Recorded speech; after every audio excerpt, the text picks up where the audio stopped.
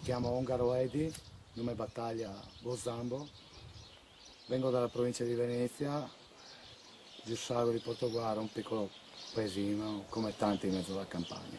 Nome di battaglia Bozambo, è lui il soldato di Giussago che ha deciso di combattere la guerra contro le truppe di Kiev. Con molto orgoglio, molto onore posso dire di essere parte della Prizrak, di questo battaglione internazionalista, tra i quali mi sento già dal primo momento, mi sento fra compagni e compagni. Edi Ongaro, sul canale televisivo dei combattenti con la divisa della sua brigata, parla dall'Ucraina. Crede nell'internazionale perché la regione del Donbass si trasformi in un nuovo stato comunista.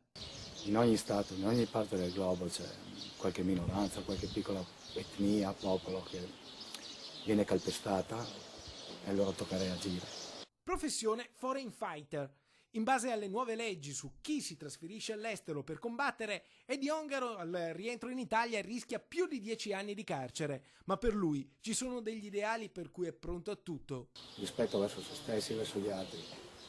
E questo, secondo me, dovrebbe portare molte persone, soprattutto chi, come me, era in condizioni deplorevoli, scandalose, per uno Stato che si dice civile, lo ripeto, civile tra virgolette. Io dico a questa gente, se potete, venite qua.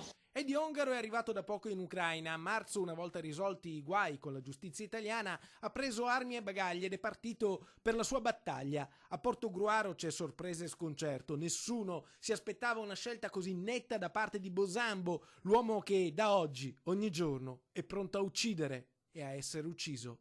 Penso che finché ci sarà aria nel mio corpo, finché il sangue scorrerà, io credo che da qui non uscirò mai. Credo che la mia scelta è quella di restare qui. Ho già chiesto, sto già vedendo per avere la cittadinanza in questa Repubblica.